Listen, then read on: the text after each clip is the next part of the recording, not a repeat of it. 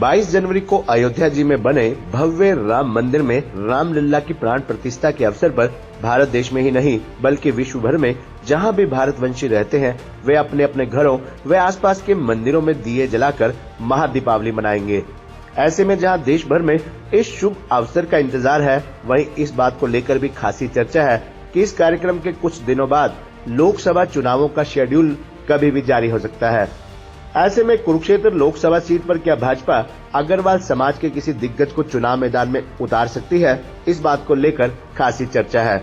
अग्रवाल समाज के किसी दिग्गज को कुरुक्षेत्र लोकसभा सीट से चुनाव लड़वाने की संभावनाओं को और ज्यादा बल तब मिला जब प्रख्यात गायक और घर घर में जो राम को लाए हैं अब उनको लाएंगे गीत को पहुंचाकर खासी लोकप्रियता हासिल कर चुके कन्हैया मित्तल और प्रदेश के मुख्यमंत्री मनोहर लाल खट्टर कुरुक्षेत्र में पहली बार आयोजित रामलीला आयोजन समितियों के सम्मान समारोह में एक मंच पर नजर आए थे। इसे इत्तेफाक कहें या हकीकत, जब से कुरुक्षेत्र लोकसभा सीट बनी है तब से लेकर अब तक कुरुक्षेत्र लोकसभा सीट से बाहरी उम्मीदवार ही सांसद बनते आए हैं। इनमें भारत रत्न और पूर्व प्रधानमंत्री गुलजारीलाल नंदा से लेकर भाजपा प्रदेश अध्यक्ष एवं वर्तमान सांसद नायब सिंह सैनी तक कई नाम शामिल हैं। अब तक इस सीट पर चुने गए तमाम सांसदों में केवल 2 बार सांसद बनी प्रोफेसर कैलाशो सैनी और गुरदयाल सैनी को छोड़कर अधिकांश सांसद कुरुक्षेत्र लोकसभा सीट से बाहरी उम्मीदवार होकर भी सांसद बनकर चुने गए हैं। ऐसे में पिछले 2 लोकसभा चुनावों में प्रधानमंत्री नरेंद्र मोदी का जादू इस सीट पर भी सर चढ़कर बोला है, जिसका पूरा असर राजकुमार सैनी और नायब सैनी की जीत में भी देखने को मिला। इस सीट पर सैनी समाज की वोट ज्यादा न होने के बावजूद भी सैनी समाज से कई उम्मीदवार सांसद बने हैं। ऐसे में पीएम नरेंद्र मोदी के जादू के चलते अग्रवाल समाज का उम्मीदवार भी ज्यादा वोट बैंक न होने के बावजूद भी कुरुक्षेत्र लोकसभा सीट से 100% जीत हासिल कर सकता है। इस बात में कोई दो राय नहीं है, क्योंकि मोदी है तो सब मुमकिन है। शायद यही वजह है कि मोदी नाम की गारंटी के चलते इस सीट पर जहां हर समाज से एक नहीं अनेक दावेदार अपना दावा ठोक रहे हैं, वहीं कांग्रेस, इनेलो, जजपा और आम आदमी पार्टी की ओर से अभी तक किसी मजबूत उम्मीदवार ने लोकसभा चुनाव लड़ने की पुख्ता दावेदारी पेश नहीं की है।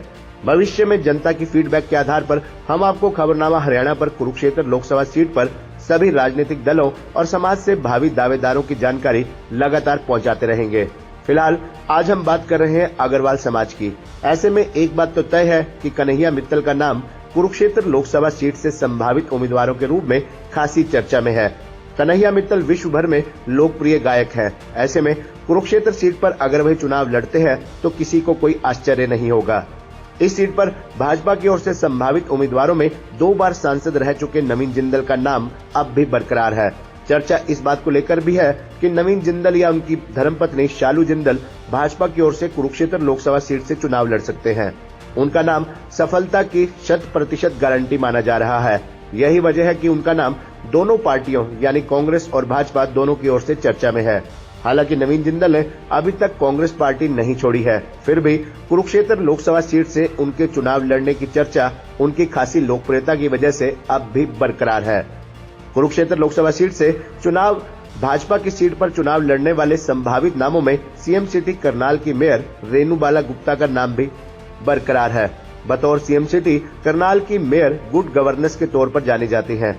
करनाल, कुरुक्षेत्र, कैथल, यमुनानगर आदि जिलों में आयोजित होने वाले सामाजिक धार्मिक कार्यों में रेणु बाला गुप्ता पिछले कई दशकों से लगातार सक्रिय हैं।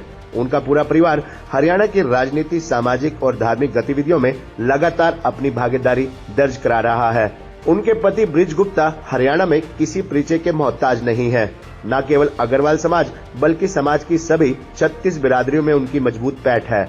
ऐसे में रेणु बाला गुप्ता के चुनाव मैदान में आने से प्रदेश का समूचा अग्रवाल समाज भाजपा की ओर आकर्षित हो सकता है, क्योंकि पिछले काफी अरसे से प्रदेश और देश की राजनीति में अग्रवाल समाज की भागीदारी बढ़ाने को लेकर अग्रवाल समाज से जुड़े कई संगठन लगातार बैठकें और बड़े कार्यक्रम आयोजित कर चुके हैं।